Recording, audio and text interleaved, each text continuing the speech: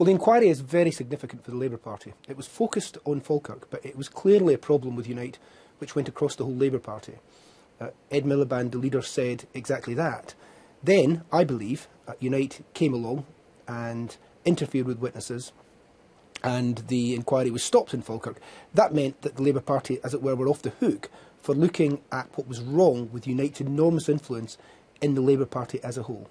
What do you think they were trying to do, Unite, in terms, in your view, under allegations of trying to influence the selection? Unite's political purpose at the moment is to move the Labour Party to the left, and its own avowed purpose is to put as many of its own friends and professional colleagues into Labour seats in order that they follow, as it were, the whip of the leadership of Unite, so that effectively they would be Unite MPs. Labour in Falkirk was a target for that when I, sadly, left the Labour Party. And that, therefore, was the place where they put most effort in. All of this is evidenced in the emails already made public in the media, and much more will be in due course. What about the chair of the Labour Party and Unite member, Stevie Deans?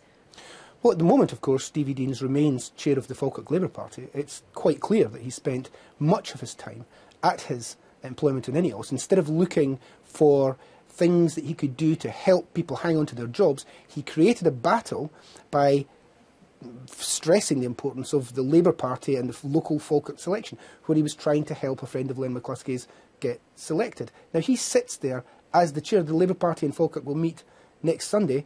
Who will be sitting there chairing them? It'll be Stevie Deans. Now, surely that cannot be a fair and reasonable situation for members in Falkirk to be put in. What action would you like Ed Miliband to take? I think the Labour Party, and I hope Ed will agree, should reopen the inquiry, carry on with the inquiry as it was going on, with the same officials who were perfectly successfully carrying out an inquiry with proper integrity. We know now that that inquiry was terribly undermined, but the implications of the failure to carry out that inquiry are great for the Labour Party. This is a very important watershed moment, and it's really important that the leadership of the Labour Party don't bottle it out, and they need to deal with the very great threat that the leadership of Unite is at the moment.